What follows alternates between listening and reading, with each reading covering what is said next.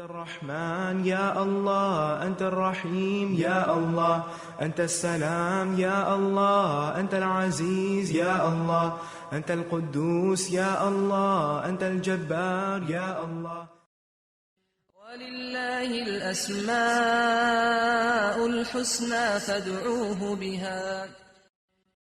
نحمده ونصلي على رسوله الكريم، أما بعد فأعوذ بالله من الشيطان الرجيم. بسم الله الرحمن الرحيم. رب اشرح لي صدري ويسر لي أمري واحلل عقدة من لساني يفقهوا قولي. ناظرین، پروگرام اللہ کے خوبصورت نام کے ساتھ آپ کی خدمت میں ایک بار پھر حاضر ہیں۔ آج انشاءاللہ ہم اللہ سبحانہ وتعالیٰ کے نام الرحیم پر بات کریں گے۔ جیسا کہ اللہ سبحانہ وتعالیٰ کی صفت الرحمن پر بات کرتے ہوئے ہم نے یہ بات کہی تھی کہ اللہ تعالیٰ کی رحمت ایک خاص ہے، ایک عام ہے۔ اس کی عام رحمت سب کے لیے ہے، تمام انسانوں کے لیے، تمام حیوانوں کے لیے، تمام مخلوقات کے لیے، لیکن اس کی خاص رحمت صرف ان کے لیے ہے جو اس پر ایمان لاتے ہیں، جو اس کے اطاعت گزار ہیں، اس کے فرما بردار ہیں۔ تو آج ہم انشاءاللہ یہ دیکھیں گے کہ اللہ سبحانہ وتعالیٰ کے خاص بندے جو اللہ تعالیٰ کی اطاعت میں وقت گزارتے ہیں، اللہ کو راضی کرنے کی کوشش کرتے ہیں، اللہ سبحانہ وتعالیٰ ان پر کس طرح اپنی رحمت نچھاور کرتا ہے۔ اللہ سبحانہ وتعالیٰ کا یہ نام قرآن مجید میں متعدد بار استعمال ہوا ہے۔ بسم اللہ میں تو خیر الرحمن کے ساتھ ہر جگہ ہی آتا ہے، بسم اللہ الرحمن الرحیم، لیکن اللہ پاک کے کچھ اور نام بھی ایسے ہیں جن کے ساتھ الرحیم کا لفظ آتا ہے۔ مثلا التواب، بہت زیادہ توبہ قبول کرنے والا، الغفور، بہت زیادہ بخشش فرمانے والا، الرؤوف، بہت زیادہ شفقت کرنے والا، الودود، بہت زیادہ محبت کرنے والا، اور العزیز، بہت زبردست، غالب۔ تو اللہ سبحانہ وتعالیٰ اپنے بندوں کے لیے، اور خصوصاً ان بندوں کے لیے جو مومن ہیں، جو اللہ تعالیٰ کے اطاعت گزار ہیں، ان کے ساتھ خصوصی رحمت فرماتا ہے۔ سنت میں بھی نبی صلی اللہ علیہ وسلم نے اللہ سبحانہ وتعالیٰ کے اس نام کا ذکر فرمایا ہے۔ حضرت ابو بکر کہتے ہیں کہ میں نے رسول اللہ صلی اللہ علیہ وسلم سے کہا، مجھے کوئی ایسی دعا سکھا دیجئے جو میں ہر نماز میں مانگا کروں۔ آپ نے فرمایا، کہو اللہم انی ظلمت نفسی ظلما کثیرا ولا یغفر الذنوب الا انت فاغفر لی مغفرۃ من عندک وارحمنی انک انت الغفور الرحیم۔ اے اللہ، میں نے اپنی جان پر بڑا ظلم کیا ہے، اور تیرے علاوہ کوئی بھی گناہوں کو معاف نہیں کر سکتا، اس لیے خاص اپنے فضل سے میرے گناہوں کو معاف فرما دے اور مجھ پر رحم فرما، بے شک تو بڑا بخشنے والا، بہت زیادہ رحم کرنے والا ہے۔ ابن عمر کہتے ہیں کہ ہم آپ صلی اللہ علیہ وسلم کی صرف ایک مجلس میں 100 بار یہ دعا شمار کیا کرتے تھے جو آپ پڑھا کرتے تھے، رب اغفر لی وتب علی انک انت التواب الرحیم۔ اے میرے رب، تو مجھے بخش دے اور مجھ پر مہربانی فرما، بے شک تو بہت زیادہ توبہ قبول کرنے والا، بار بار رحم فرمانے والا ہے۔ پھر اسی طرح اللہ سبحانہ وتعالیٰ اہل ایمان کے ساتھ اپنی یہ رحمت اور شفقت اور مہربانی صرف آخرت میں ہی نہیں کرے گا، بلکہ دنیا میں بھی اس کی رحمت اور شفقت اپنے بندوں پر نظر آتی ہے۔ بہت سے جگہوں پر ہم دیکھتے ہیں کہ اللہ سبحانہ وتعالیٰ کا یہ وعدہ ہے کہ اگر تم اللہ کی اطاعت کرو گے، تقوی اختیار کرو گے، تو اللہ تعالیٰ تم پر اپنی رحمت فرمائے گا۔ سورۃ الحدید میں اللہ تعالیٰ فرماتے ہیں، یا ایھا الذین آمنوا اتقوا اللہ، اے لوگو جو ایمان لائے ہو اللہ سے ڈرو، وآمنوا برسولہ، اور اس کے رسول پر ایمان لے آؤ، یؤتکم کفلین من رحمتہ، وہ اپنی رحمت سے دوہرا حصہ تمہیں دے گا۔ یعنی تم اگر اللہ کا تقوی اختیار کرو گے اور رسول پر ایمان رکھو گے تو دگنی رحمت پاؤ گے۔ وَيَجْعَلْ لَكُمْ نُورًا تَمْشُونَ بِهِ، اور تمہیں ایسا نور عطا فرمائے گا جس کے ذریعے تم چلتے رہو گے۔ وَيَغْفِرْ لَكُمْ، اور تمہارے گناہوں کو بخش دے گا۔ وَاللَّهُ غَفُورٌ الرحیم، اور اللہ تعالیٰ بخشش فرمانے والا مہربان ہے۔ نوح علیہ السلام اور ایمان والوں کے لیے اللہ سبحانہ وتعالیٰ نے کس طرح اپنی یہ رحمت ظاہر فرمائی؟ جو لوگ ان کے ساتھ کشتی پر سوار تھے ان کے لیے کہا گیا وَقَالَ ارْكَبُوا فِيهَا بِسْمِ اللَّهِ مَجْرَاهَا وَمُرْسَاهَا إِنَّ رَبِّي لَغَفُورٌ رَحِيمٌ، اور اس نے کہا کہ اس میں سوار ہو جاؤ، اللہ کے نام کے ساتھ ہے اس کا چلنا اور اس کا ٹھہرنا، بے شک میرا رب یقیناً بے حد بخشنے والا اور نہایت رحم کرنے والا ہے۔ یعنی اس کی یہ رحمت کن پر ہوئی؟ ان پر جو ایمان لا کر نوح علیہ السلام کے ساتھ اس کشتی میں سوار ہو گئے۔ اگرچہ ہر طرف پانی ہی پانی تھا اور کشتی ہچکولے کھا رہی تھی، لیکن نوح علیہ السلام نے ان کو اشور کرایا کہ اللہ سبحانہ وتعالیٰ بہت مہربان ہے، جس نے تمہیں اس عذاب سے نجات دی ہے، وہ آئندہ بھی تم پر اپنی رحمت فرمائے گا۔ پھر اسی طرح اہل جنت کے لیے اللہ سبحانہ وتعالیٰ فرماتے ہیں لَهُمْ فِيهَا فَاكِهَةٌ وَلَهُمْ مَا يَدَّعُونَ سَلَامٌ قَوْلًا مِّن رَّبٍّ رَّحِيمٍ، ان کے لیے اس جنت میں بہت پھل ہیں اور ان کے لیے اس میں وہ سب کچھ ہے جو وہ طلب کریں گے، یعنی جو بھی ان کی ساری خواہشات ہیں وہ وہاں پر پوری کر دی جائیں گی۔ سلام اس رب کی طرف سے کہا جائے گا جو غفور الرحیم ہے۔ تو اس سے بھی یہ پتہ چلتا ہے کہ جنت جو اللہ تعالیٰ کی رحمت ہے وہ ان لوگوں کے لیے خاص ہے جو اس پر ایمان رکھتے ہیں۔ دنیا میں بھی اللہ سبحانہ وتعالیٰ نے جو احکامات ہمیں دیے ہیں بعض اوقات ہمیں بظاہر مشکل نظر آتے ہیں، لیکن وہ بھی دراصل اللہ سبحانہ وتعالیٰ کی رحمت ہی کا نتیجہ ہے۔ قرآن مجید میں آتا ہے یا ایھا الذین آمنوا لیستأذنکم الذین ملکت ایمانکم والذین لم یبلغوا الحلم منکم 3 مرات من قبل صلاة الفجر وحین تضعون ثیابکم من الظہیرۃ ومن بعد صلاة العشاء 3 عورات لکم لیس علیکم ولا علیہم جناح بعدہن طوافون علیکم۔ اے ایمان والو، چاہیے کہ تمہارے لونڈی غلام اور تمہارے نابالغ بچے 3 اوقات میں تم سے اجازت لیں، نماز فجر سے پہلے اور دوپہر کو جب تم اپنے کپڑے اتارتے ہو یعنی آرام کے لیے، قیلولہ کے لیے، اور نماز عشاء کے بعد۔ یہ 3 اوقات تمہارے پردے کے ہیں، ان کے علاوہ تم پر اور ان پر کوئی حرج نہیں، یہ تمہارے پاس آنے جانے والے ہیں۔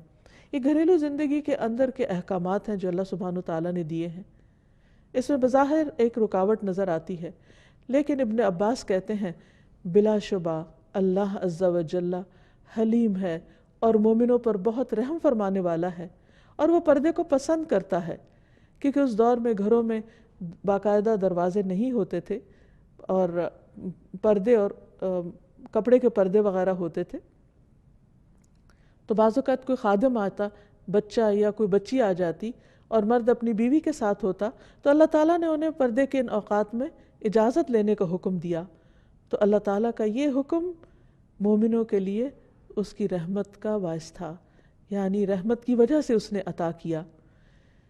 پھر اسی طرح ہم دیکھتے ہیں کہ مختلف اوقات میں اللہ تعالیٰ اپنے نیک بندوں کی جس طرح دعائیں سنتے ہیں اور جس طرح ان کی فریادیں سن کر ان پر رحم فرماتے ہیں، اس کا ذکر بھی قرآن مجید میں ملتا ہے۔ زکریا علیہ السلام زندگی کے ایک بڑے حصے کو گزار چکے تھے، انتہائی بڑھاپے کی عمر میں پہنچ چکے تھے، لیکن اپنے رب کی رحمت سے کبھی مایوس نہیں ہوئے۔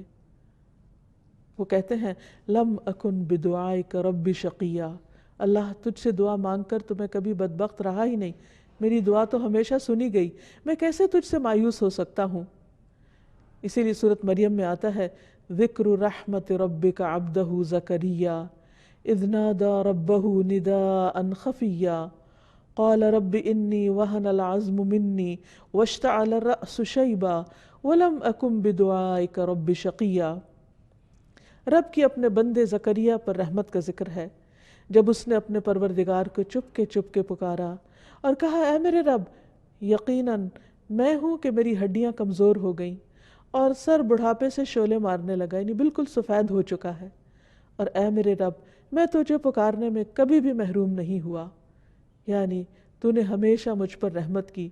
اور واقعی جب انہوں نے رب کی رحمت کو پکارا تو اللہ سبحانہ وتعالیٰ نے اس بڑھاپے میں، جبکہ وہ خود بھی بوڑھے تھے اور ان کی بیوی بھی بانجھ ہو چکی تھی، ان کی دعا سنی اور انہیں یحییٰ علیہ السلام جیسی اولاد دی جس کا نام بھی اللہ سبحانہ و تعالیٰ نے خود رکھا۔ پھر اسی طرح بعض اوقات اہل ایمان پر دنیا میں امتحان آتے ہیں، آزمائشیں آتی ہیں، تو لوگ عموماً یہ کہتے ہیں کہ پھر رب کی رحمت تو نہ ہوئی، لیکن حقیقت یہ ہے کہ بعض امتحان اور بعض مشکلات بھی انسان کے لیے رحمت ہوتے ہیں۔ اللہ سبحانہ وتعالیٰ قرآن مجید میں فرماتے ان مع العسر یسرا فإن مع العسر یسرا، بے شک تنگی کے ساتھ آسانی ہے، بس یقیناً تنگی کے ساتھ آسانی بھی ہے۔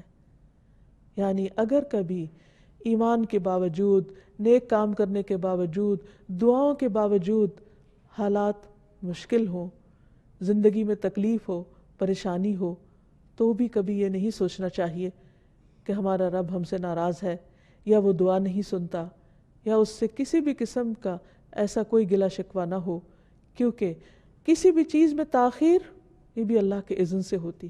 اللہ ہر حال میں اپنے بندوں پر مہربان ہے۔ ہم نہیں جانتے، ہم تو ظاہری چیزوں کو دیکھ کر فیصلے کرتے ہیں، لیکن وہ مہربان رب جانتا ہے کہ مجھے اپنے بندے کو کس وقت کس نعمت سے نوازنا ہے، کون سی نعمت اسے کب ملے گی تو وہ حقیقت میں شکر گزار ہوگا، اور کون سی نعمت اس کے اندر فرما برداری کی بجائے نافرمانی بھی لا سکتی ہے۔ اس لیے وہ اپنے بندے کو کچھ چیزوں سے روک کر رکھتا ہے، اور اس روکنے میں ہی بندے کے لیے فائدہ اور بھلائی ہوتی ہے۔ اصل بات یہ ہے کہ انسان اپنے رب پر اعتماد کرتے ہوئے، اس کے فیصلوں پر یقین کرتے ہوئے، اور اس کی رحمت کو محسوس کرتے ہوئے اس پر پورا ٹرسٹ رکھے اور اس کے فیصلوں کو دل سے قبول کر لے، کیونکہ اس کے یہ فیصلے بھی رحمت پر ہی مبنی ہے۔ نبی صلی اللہ علیہ وسلم کی اہلیہ حضرت عائشہ کہتی ہیں، میں نے رسول اللہ صلی اللہ علیہ وسلم سے طاعون کے بارے میں پوچھا، پلیگ بیماری ہے۔ آپ نے فرمایا یہ ایک عذاب ہے، اللہ تعالیٰ جس پر چاہتا ہے بھیجتا ہے، لیکن بعض اوقات اس بیماری کا شکار مسلمان بھی ہو جاتے ہیں۔ تو پھر کیا وہ لوگ جو ایمان کی حالت میں ہیں، یا وہ لوگ جو اچھے کام کر رہے ہیں، اگر وہ اس بیماری کا شکار ہو جائے تو کیا ان پر بھی عذاب آ گیا؟ نہیں، فرمایا بے شک اللہ نے اس کو مومنوں کے لیے باعث رحمت بنایا ہے۔ وہ کس طرح؟ وہ اس طرح کہ اگر کوئی طاعون کی بیماری میں فوت ہو جاتا ہے تو وہ شہادت کا مرتبہ پاتا ہے، اور شہید کا درجہ اور رتبہ تو سب کو معلوم ہے۔ ایک اور روایت میں آتا ہے رسول اللہ صلی اللہ علیہ وسلم نے فرمایا جب زمین میں برائی عام ہو جائے گی تو اللہ تعالیٰ اہل زمین پر اپنا عذاب نازل فرما دے گا۔ اگر ان میں نیک لوگ ہوئے تو جو لوگوں کو پہنچا وہ ان کو بھی پہنچے گا، کیونکہ بعض اوقات ایسی چیزیں آ جاتی ہیں، کوئی طوفان آ جاتے ہیں، آندھی آ جاتی ہے، زلزلے آ جاتے ہیں، اس میں نیک و بد سبھی پس جاتے ہیں۔ تو ایسی صورت میں اگر وہ کسی قوم پر عذاب بھی ہو تو اس کے اندر پائے جانے والے اہل ایمان کے لیے وہ چیز بھی رحمت بن جاتی ہے۔ فرمایا پھر وہ اللہ کی رحمت کی طرف لوٹ آئیں گے، یعنی وہ اللہ سے اس حال میں جا ملیں گے کہ اللہ تعالیٰ ان سے راضی ہوگا، اور وہ آخرت میں اللہ کی رحمت کو پالیں گے۔ کیونکہ مومن کو اس دنیا میں کوئی بھی تکلیف جو آتی، کوئی بھی پریشانی جو آتی، حتیٰ کہ اگر اس کو صرف ایک کانٹا بھی چبھ جاتا ہے، کوئی کانٹے کی پرک بھی ہو جاتی، تو اس پر بھی اس کے گناہ معاف ہوتے ہیں، اس پر بھی وہ اللہ سبحانہ وتعالیٰ کا قرب حاصل کرتا ہے۔ تو اس لیے مومن کے تو ہر حال میں خیر ہی خیر ہے، اس کے ہر حال میں بھلائی ہی بھلائی ہے، اور یہ چیز مومن کے سوا کسی کو نصیب نہیں کہ جب اس کو کوئی نعمت پہنچتی ہے اور وہ شکر ادا کرتا ہے تو اللہ تعالیٰ اس سے راضی ہوتا ہے، اللہ تعالیٰ اس سے خوش ہو جاتا ہے، اور اگر اسے کوئی تکلیف آتی ہے اور اس پر وہ صبر کرتا ہے تو اللہ سبحانہ وتعالیٰ کی رضا پاتا ہے، اور صبر پر اس کو بے حد و حساب اجر ملتا ہے۔ اس لیے اگر آپ اچھے کام کر رہے ہو، اللہ کی عبادت میں بھی کمی نہ کرتے ہو، صدقہ خیرات بھی کرتے ہو، اور بھی نیکی کے کاموں میں بڑھ چڑھ کر حصہ لیتے ہو، اور ان سب کاموں کے کرنے کے باوجود اگر پھر حالات تنگ ہو جائیں، فقر و فاقہ آ جائے، یا کسی اور طرح کی آزمائش آ جائے، تو کبھی بھی شیطان یہ وسوسہ دل میں ڈالنے میں کامیاب نہ ہو کہ تمہارا رب تم پر ناراض ہے اور وہ تم پر اپنی رحمت کبھی بھی نہیں بھیجے گا، یا کبھی تمہاری دعا قبول نہیں ہوگی۔ نہیں، بندہ مومن کے لیے اس دنیا میں ہر چیز رحمت ہی رحمت ہے، کبھی اچھی شکل میں اور کبھی تکلیف دہ شکل میں، کیونکہ بعض تکلیفیں انسان کو اللہ سبحانہ وتعالیٰ سے اور زیادہ قریب کر دیتی، ایک روایت سے یہ پتہ چلتا ہے کہ بندے کے لیے اللہ سبحانہ وتعالیٰ نے ایک خاص مقام اور درجہ رکھا ہوتا ہے اپنے ہاں. جب اللہ تعالیٰ دیکھتا ہے کہ بندہ صرف اپنے عمل کی بنا پر اس درجے کو نہیں پہنچ پا رہا تو وہ اس پر کوئی امتحان بھیج دیتا ہے، کوئی تکلیف بھیج دیتا ہے، اور جب وہ اس پر صبر کرتا ہے تو اس صبر کی وجہ سے وہ اس بلند منزل کو بہت تیزی سے پہنچ جاتا ہے. تو بعض اوقات ہم سوچتے ہیں کہ ہم تو اچھے کام کر رہے تھے، پھر ہم پر یہ مصیبت کیوں آئی، پھر ہمارے لیے مشکل کیوں کھڑی ہوئی. اس وقت بندے کو سمجھ نہیں آتی، لیکن بندے کی سمجھ تو معمولی ہے، کمزور ہے، بندے کو ہر بات سمجھ آ ہی نہیں سکتی. اللہ سبحانہ وتعالیٰ کا علم کامل ہے، اور اللہ کے علاوہ ساری مخلوق کا علم تو ایک قطرے کے برابر بھی نہیں. اس لیے ہمیں ایسی باتیں کیسے سمجھ آئیں گی کہ کوئی تکلیف ہم پر کیوں آئی ہے. لیکن اللہ سبحانہ وتعالیٰ اپنے بندوں پر ہر حال میں مہربان ہے، اور وہ تکلیف کے ذریعے بھی دراصل بندے پر رحم کر رہا ہوتا ہے. پھر اسی طرح بعض اوقات انسان کے ایمان کا امتحان ہو جاتا ہے، اور ایسے حالات پیش آتے ہیں کہ انسان کو اپنی زبان سے وہ بات کہنی پڑ جاتی ہے جو اس کا دل نہیں کہہ رہا ہوتا، یا بعض اوقات کسی ایسی سچویشن میں ہوتا ہے کہ وہ اللہ کی اطاعت کرنا چاہتا ہے لیکن وہ نہیں کر رہا ہوتا، نہیں کر پاتا باوجود کوشش کے. تو ایسی صورت میں بھی اللہ سبحانہ وتعالیٰ اس پر ناراض نہیں ہوتا. مثلا اسلام سے پہلے دور جاہلیت میں مدینہ میں بعض لوگ لونڈیوں سے کوہبہ گری کا کام کرواتے تھے، یعنی پروسٹیٹیوشن عام تھی. اسلام نے اس کو روکنے کی پوری کوشش کی اور اس کو حرام قرار دیا، اور بہت سے لوگوں کو اس عذاب سے نجات بھی دلائی. اس کے باوجود بعض لوگ جو مسلمان نہیں تھے وہ اس غلط کام میں ملوث تھے. تو اللہ سبحانہ وتعالیٰ نے ان عورتوں کے لیے خاص طور پر فرمایا وَمَن يُكْرِهُنَّ فَإِنَّ اللَّهَ مِن بَعْدِ إِكْرَاهِهِنَّ غَفُورٌ رَحِيمٌ، کہ وہ عورتیں اگر مجبور کر دی گئی ہیں، وہ خود اسے ناپسند کرتی ہیں لیکن ساتھ مجبور ہیں کہ ان کی کوئی سے نہیں، وہ غلام ہیں، ان کی کوئی آزادی نہیں، وہ خود کچھ نہیں کر سکتی، تو اللہ سبحانہ وتعالیٰ ان مجبور لونڈیوں کے لیے غفور الرحیم ہے. کیونکہ اللہ سے بڑھ کر کون جانتا ہے کہ اس کا کوئی بندہ کس حال میں ہے، وہ کتنی سٹرگل کر رہا ہے، کتنی کوشش کر رہا ہے. تو بعض اوقات کوشش کے باوجود بھی اگر انسان کچھ اچھے کام نہیں کر پاتا جو وہ کرنا چاہتا ہے تو اللہ تعالیٰ اس کی نیت کا اجر ہی لکھ لیتے ہیں. حدیث میں آتا ہے تمہارا رب تبارک و تعالیٰ بڑا رحیم ہے. اگر کوئی شخص نیکی کا ارادہ کرتا ہے اور اسے کر نہیں پاتا تو اس کے لیے صرف ارادے پر، صرف نیت پر اس کے لیے ثواب لکھ لیتا ہے. پھر اگر وہ اسے کر گزرتا ہے تو اس کے لیے 10 نیکیوں سے لے کر 700 گنا تک لکھ دیتا ہے، بلکہ اس سے بھی زیادہ ثواب لکھ دیا جاتا ہے. اور اگر کوئی شخص گناہ کا ارادہ کرتا ہے اور پھر اس کو کرتا نہیں ہے تو اس نہ کرنے پر بھی اس کے لیے نیکی کا ثواب لکھ دیا جاتا ہے، حالانکہ اس کا ارادہ تھا برا کرنے کا لیکن اس نے کیا نہیں. اور اگر وہ اس کو کر لیتا ہے تو اس گناہ پر صرف 1 گناہ لکھا جاتا ہے، یا اللہ تعالیٰ اس کو بھی مٹا دیتا ہے. تو آپ دیکھیے اللہ کی رحمت، کیا کوئی اور ایسا ہو سکتا ہے؟ هل تعلم له سمیہ، کوئی بھی ایسا مہربان نہیں ہو سکتا کہ جو صرف انسان کی اچھی نیت اور اچھے ارادے پر اس کو اجر دینے والا ہو، یا اگر کوئی اپنا برا ارادہ بدل لے تو اس پر بھی شاباش دینے والا ہو. پھر اسی طرح اللہ سبحانہ وتعالیٰ ایمان والوں پر نہ صرف یہ کہ ان کی زندگی میں اور آخرت میں، بلکہ دنیا سے ان کے جانے کے بعد بھی ان کے اعمال کی حفاظت کرتا ہے. یہ بھی اس کی خاص رحمت ہے. مثلا نبی صلی اللہ علیہ وسلم جب مدینہ تشریف لائے تو 16-17 ماہ تک تقریباً بیت المقدس کی طرف منہ کر کے نماز پڑھتے رہے. اس کے بعد تحویل قبلہ کا حکم ہوا، خانہ کعبہ کی طرف رخ کرنے کا. تو ایسے میں وہ لوگ جو اس دوران فوت ہو گئے تھے اور انہوں نے پہلے ہی قبلے کو یعنی قبلہ اول کو ہی اپنا قبلہ بنا رکھا تھا، تو ان کے دل میں یہ خیال پیدا ہوا باقی لوگوں کے کہ کہیں ان کی نمازیں ضائع تو نہیں ہو گئی. تو اس پر اللہ سبحانہ وتعالیٰ نے فرمایا کہ اللہ ایسا نہیں کہ تمہارے ایمان ضائع کر دے، بے شک اللہ اپنے بندوں پر بڑی شفقت کرنے والا اور بڑا رحیم ہے. وہ تو بندے کا دل دیکھتا ہے کہ اس کے اندر کیا شوق ہے، کیا ارادہ ہے، وہ خود کیا کرنا چاہتا ہے. تو اگر ایک بندہ خود نیکی کا ارادہ کرتا ہے اور اچھی نیت کے ساتھ کوئی اچھا کام کرتا ہے لیکن اس کی سمجھ میں بات درست نہیں ہوتی، وہ تو بھی اللہ تعالیٰ اس کو اجر دے دیتا ہے۔ پھر ایمان والوں کی اولاد پر اللہ تعالیٰ رحمت کرتا ہے۔ سورۃ کہف میں ایک بہت خوبصورت واقعہ ملتا ہے جس میں موسیٰ علیہ السلام خضر علیہ السلام سے ملاقات کرنے کے لیے جاتے ہیں۔ پھر خضر علیہ السلام ان کو کچھ سکھانے کے لیے کشتی میں سوار ہوتے ہیں اور مختلف جگہوں کا ٹور کرتے ہیں۔ اس دوران وہ ایک بستی میں جاتے ہیں، وہاں سے کھانا مانگتے ہیں لیکن انہیں کھانا نہیں ملتا۔ راستے میں وہ دیکھتے ہیں چلتے ہوئے کہ ایک دیوار گرنے لگی ہے تو وہ اس کو تعمیر کر دیتے ہیں۔ موسیٰ علیہ السلام بہت حیران ہوتے ہیں کہ جس بستی والوں نے آپ کو کھانا نہیں دیا آپ ان کی دیوار تعمیر کر رہے ہیں۔ تو اس پر بعد میں جب انہوں نے اس کی وجہ بتائی، فرمایا کہ وَأَمَّا الْجِدَارُ فَكَانَ لِغُلَامَيْنِ يَتِيمَيْنِ فِي الْمَدِينَةِ وَكَانَ تَحْتَهُ كَنْزٌ لَهُمَا وَكَانَ أَبُوهُمَا صَالِحًا فَأَرَادَ رَبُّكَ أَن يَبْلُغَا أَشُدَّهُمَا وَيَسْتَخْرِجَا كَنْزَهُمَا رَحْمَةً مِّن رَّبِّكَ۔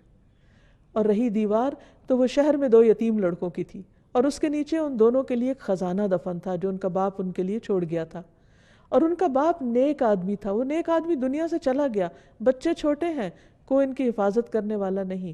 ان کے مال و متاع کی حفاظت اللہ سبحانہ وتعالیٰ خضر علیہ السلام کو بھیج کے کر رہے ہیں اور اس پر دیوار بنوا رہے ہیں۔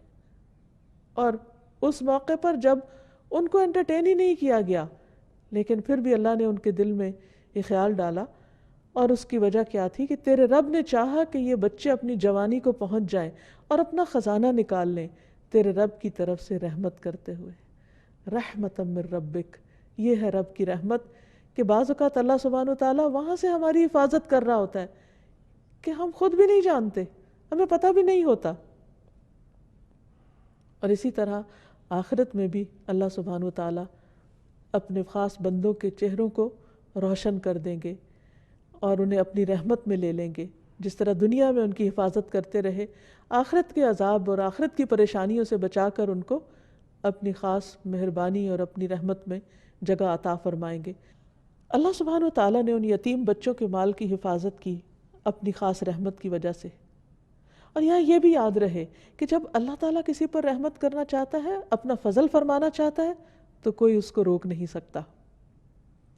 بندوں میں تو عام طور پر کیا ہوتا ہے کہ ایک شخص اگر دوسرے پر احسان کرنے لگتا ہے اور کسی کو پتہ چل جاتا ہے تو عموماً اس کو روک دیا جاتا ہے، دوسرے شخص کی کوئی خرابی یا کوئی کوتاہی بتا کر یا بعض اوقات جھوٹا الزام لگا کر۔ لیکن اللہ سبحانہ وتعالیٰ ساری رحمت اس کی اپنی، فضل اس کا اپنا، وہ جس پر چاہے کرے اور جب چاہے کرے، کوئی اس کو روک نہیں سکتا۔ ارشاد باری تعالیٰ ہے ما یفتح اللہ للناس من رحمت فلا ممسک لها وما یمسک فلا مرسل له من بعدہ وہو العزیز الحکیم۔ جو کچھ اللہ لوگوں کے لیے رحمت میں سے کھول دے، عطا کر دے، تو اسے کوئی بند کرنے والا نہیں۔ عام طور پر ہم سمجھتے ہیں کہ فلاں کے حسد کی وجہ سے نعمت رک گئی یا فلاں وجہ سے، نہیں۔ اگر اللہ دینے والا ہو تو کوئی روک نہیں سکتا۔ جیسے ہم ہر نماز کے بعد بھی پڑھتے ہیں اللہم لا مانع لما اعطیت ولا معطی لما منعت۔ اللہ کوئی رکاوٹ نہیں ڈال سکتا جس کو تو عطا کرے، اور کوئی دے نہیں سکتا جس سے تو روک دے۔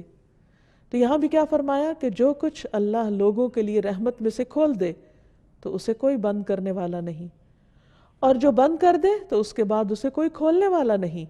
وہی سب پر غالب اور کمال حکمت والا ہے۔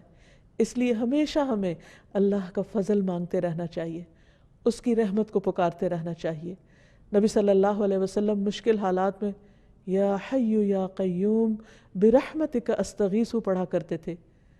اے زندہ رہنے والے، اے قائم رہنے اور رکھنے والے، تیری رحمت کی فریاد کرتا ہوں۔ کیونکہ ہمارے پاس وہ نیک عمل نہیں ہے، ہمارے اندر تو وہ خوبی نہیں ہے کہ جس کی بنا پر اللہ سبحانہ وتعالیٰ رحم فرمائے۔ ہاں، ہم اللہ سبحانہ وتعالیٰ سے اس کا خاص فضل مانگتے ہیں کہ وہ اپنی جناب سے رحمت عطا کر دے۔ پھر بندہ مومن جب دنیا سے جانے لگتا ہے تو اس وقت اس کی روح نکالنے کے لیے بھی اللہ تعالیٰ رحمت کے فرشتے بھیجتے ہیں جو اس کے ساتھ مہربانی کا معاملہ کرتے ہیں اور خوشبودار کفن میں اس روح لپیٹ کر لے جاتے ہیں۔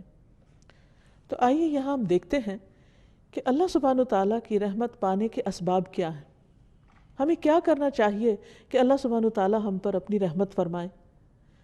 سب سے پہلی چیز تو اللہ پر ایمان لانا ہے، اس کی اطاعت کرنا ہے، اس کا تقوی اختیار کرنا ہے۔ لیکن اعمال میں سب سے پہلا عمل جو اللہ سبحانہ و تعالیٰ کی رحمت کا باعث بنتا ہے وہ نماز ہے۔ رسول اللہ صلی اللہ علیہ وسلم نے فرمایا، جب تم میں سے کوئی شخص نماز کے لیے کھڑا ہوتا ہے تو رحمت الہی اس کی طرف متوجہ ہوتی ہے، یعنی وہ اللہ کی خاص رحمت میں ہوتا ہے، لہٰذا اسے ادھر ادھر کنکریوں سے نہیں کھیلنا چاہیے، یعنی اسے بھی اللہ کی طرف متوجہ رہنا چاہیے کیونکہ اللہ تعالیٰ اس پر توجہ فرما رہے ہیں۔ پھر اسی طرح اللہ اور اس کے رسول صلی اللہ علیہ وسلم کی اطاعت یہ رحمت کا باعث بنتی ہے۔ سورۃ آل عمران میں فرمایا وَأَطِیعُوا اللَّهَ وَالرَّسُولَ لَعَلَّکُمْ تُرْحَمُونَ، اور اللہ اور اس کے رسول کا حکم مانو تاکہ تم پر رحم کیا جائے۔ اسی طرح قرآن مجید کی تعلیمات کی پیروی کرنا یہ بھی اللہ سبحانہ تعالیٰ کی رحمت کا ذریعہ ہے۔ سورۃ الانعام میں فرمایا وَهَذَا كِتَابٌ أَنزَلْنَاهُ مُبَارَكٌ فَاتَّبِعُوهُ وَاتَّقُوا لَعَلَّكُمْ تُرْحَمُونَ، اور یہ ایک کتاب ہے جسے ہم نے نازل کیا ہے، بڑی برکت والی ہے، بہت مبارک ہے، بس اس کی پیروی کرو، اس کتاب کو فالو کرو اور تقوی اختیار کرو تاکہ تم پہ رحم کیا جائے۔ یعنی اگر کوئی شخص یہ چاہتا ہے کہ اس پر اللہ تعالیٰ کی رحمت اور فضل ہو تو اسے چاہیے کہ قرآن سے رشتہ جوڑے، قرآن کی پیروی کرے، قرآن کو پڑھے، اس کو سمجھے اور اس کے مطابق اپنی زندگی بسر کرے۔ پھر اسی طرح ایک اور جگہ پر آتا ہے وَاكْتُبْ لَنَا فِي هَذِهِ الدُّنْيَا حَسَنَةً وَفِي الْآخِرَةِ إِنَّا هُدْنَا إِلَيْكَ قَالَ عَذَابِي أُصِيبُ بِهِ مَنْ أَشَاءُ وَرَحْمَتِي وَسِعَتْ كُلَّ شَيْءٍ فَسَأَكْتُبُهَا لِلَّذِينَ يَتَّقُونَ وَيُؤْتُونَ الزَّكَاةَ وَالَّذِينَ هُمْ بِآيَاتِنَا يُؤْمِنُونَ۔ موسیٰ علیہ السلام اور ان کے ساتھیوں نے دعا کی اور ہمارے لیے اس دنیا میں بھلائی لکھ دے، یعنی اس دنیا میں بھی ہمیں اچھا عطا کر اور آخرت میں بھی، بے شک ہم نے تیری طرف رجوع کر لیا، اللہ ہم تیری طرف پلٹ رہے ہیں، تیری اطاعت اور فرما برداری کریں گے، تو بھی ہم سے راضی ہو جا۔ تو اللہ تعالیٰ نے کیا فرمایا؟ فرمایا میرا عذاب میں اسے پہنچاتا ہوں جسے چاہتا ہوں، اور میری رحمت نے ہر چیز کو گھیر رکھا ہے، سو میں اسے ان لوگوں کے لیے ضرور لکھ دوں گا اپنی رحمت کو جو تقوی اختیار کریں گے اور جو زکوٰۃ دیں گے۔ یہاں اللہ سبحانہ تعالیٰ نے زکوٰۃ کا ذکر خاص طور پر کیا، نماز کا ذکر یہاں نہیں ہے، تقوی کے بعد زکوٰۃ کا ذکر ہے۔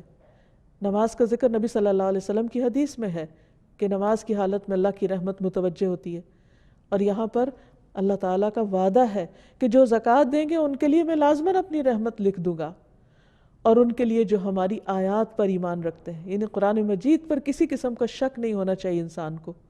تو جو شخص یہ چاہتا ہے کہ اللہ اس پر مہربانی کر دے، اللہ تعالیٰ اس کی مشکلات آسان کر دے، تو اس کے لیے لازم ہے کہ وہ اللہ تعالیٰ سے ڈرنے والا ہو، اللہ تعالیٰ کی فرما برداری کرنے والا ہو، نہ صرف یہ کہ اپنی جسمانی عبادات میں بلکہ اپنی مالی عبادت میں بھی۔ پھر اسی طرح قرآن مجید کو خاموشی سے سننے پر بھی رحمت کا وعدہ ہے۔ فرمایا وَإِذَا قُرِئَ الْقُرْآنُ فَاسْتَمِعُوا لَهُ وَأَنصِتُوا لَعَلَّكُمْ تُرْحَمُونَ، اور جب قرآن پڑھا جائے تو اسے غور سے سنو اور خاموش رہو شاید کہ تم پر رحم کیا جائے۔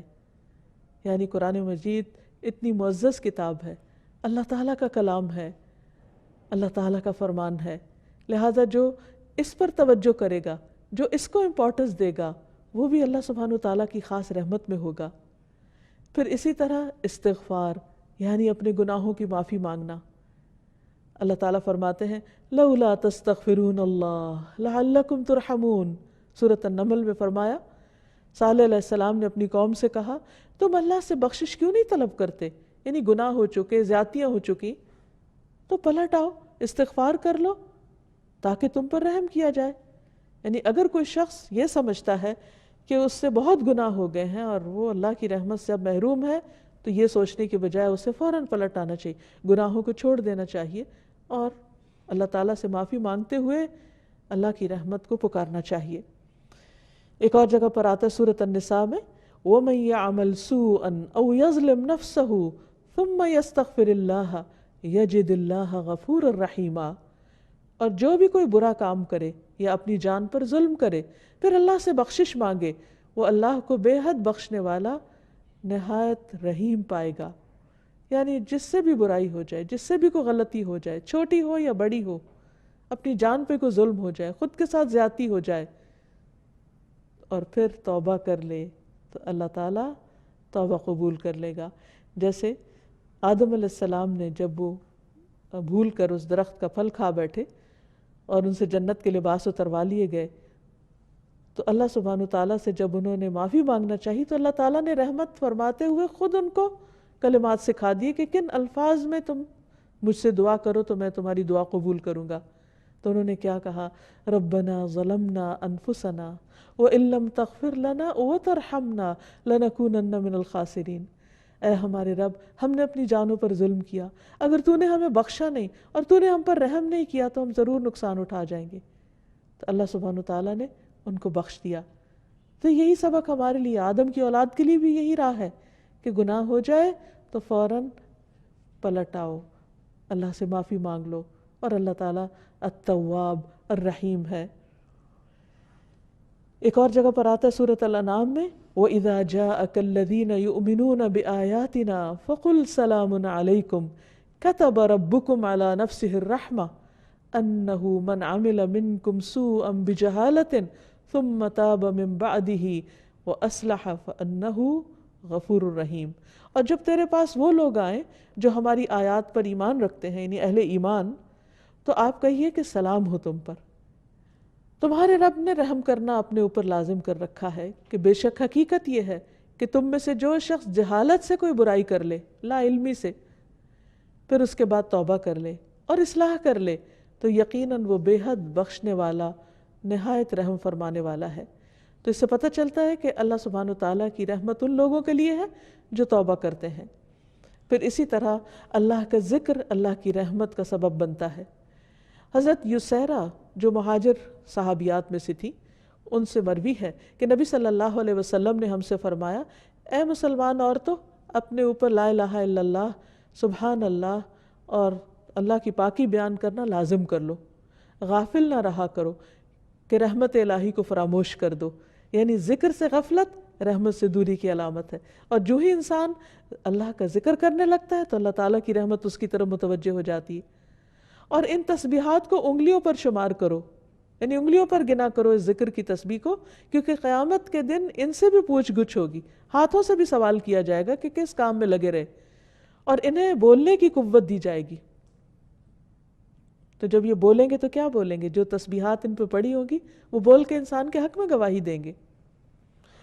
پھر اسی طرح رسول اللہ صلی اللہ علیہ وسلم نے فرمایا، جو لوگ اللہ کے ذکر کے لیے بیٹھتے ہیں، یعنی اکٹھے بیٹھتے ہیں، فرشتے انہیں گھیر لیتے ہیں، رحمت انہیں ڈھانپ لیتی ہے، سکینت ان پر اترتی ہے، اور اللہ تعالیٰ ان کا ذکر اپنے پاس موجود فرشتوں میں کرتے ہیں۔ پھر اسی طرح دوسروں کو معاف کر دینا چاہیے۔ اگر انسان یہ چاہتا ہو کہ اس پر اللہ سبحانہ وتعالیٰ کی رحمت ہو تو اسے چاہیے کہ وہ بندوں پر رحم کرے اور بندوں کے قصور معاف کر دے۔ پھر اسی طرح بندوں کی عیادت، بندوں پر رحمت اور شفقت، اگر کوئی بیمار ہو جائے تو خاص طور پر اس کا خیال کرنا۔ رسول اللہ صلی اللہ علیہ وسلم نے فرمایا، جب کوئی شخص اپنے کسی مسلمان بھائی کی عیادت کرتا ہے تو وہ جنت کے باغات میں چلتا ہے یہاں تک کہ بیٹھ جائے، اور جب وہ مریض کے پاس بیٹھ جاتا ہے تو اللہ کی رحمت اسے ڈھانپ لیتی۔ لیکن کچھ کام ایسے ہیں کہ اگر کوئی بندہ کرتا ہے تو اس پر رحمت نہیں آتی، جس میں خاص طور پر دوسروں پر رحم نہ کرنا، سنگ دل ہونا، دوسروں کے ساتھ زیادتی کرنا۔ نبی صلی اللہ علیہ وسلم نے فرمایا، رحمت سوائے بدبخت کے کسی سے نہیں چھینی جاتی۔ پھر اسی طرح بچوں کو پیار نہ کرنا۔ بعض اوقات جب بچے اپنے ماں باپ کے پاس ہوں تو ہر کوئی پیار کرتا ہے، لیکن اگر بچے اپنے والدین سے الگ ہیں تو عموماً ان کی طرف لوگ توجہ نہیں کرتے، خصوصاً یتیم بچوں کی طرف۔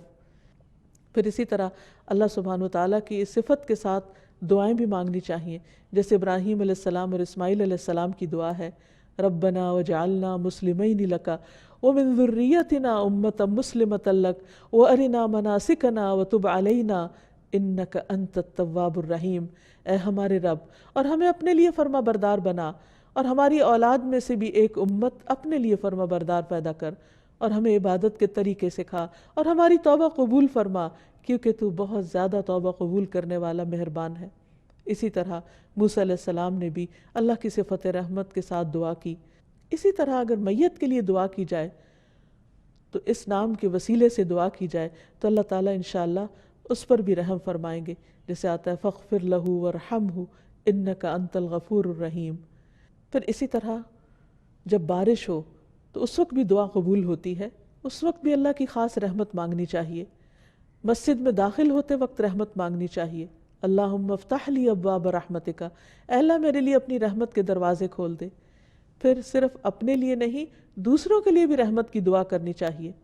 نبی صلی اللہ علیہ وسلم نے ایک شخص کو مسجد میں قرآن پڑھتے ہوئے سنا تو آپ نے فرمایا رحمہ اللہ، اللہ اس پر رحم فرمائے، اس نے مجھے فلاں اور فلاں آیت یاد کرا دی جس کو میں کسی صورت میں بھول گیا تھا. حضرت عائشہ فرماتی ہیں کہ نبی صلی اللہ علیہ وسلم میرے گھر میں تہجد پڑھ رہے تھے. آپ نے عباد کی آواز سنی، وہ مسجد میں نماز پڑھ رہے تھے. تو آپ نے فرمایا عائشہ کیا یہ عباد کی آواز ہے؟ میں نے عرض کیا جی ہاں. آپ نے فرمایا اللہم ارحم عبادن، اے اللہ عباد پر رحم فرما. یعنی جب کسی بندے کو اچھا کام کرتے ہوئے دیکھے تو اس کے لیے دعا کریں.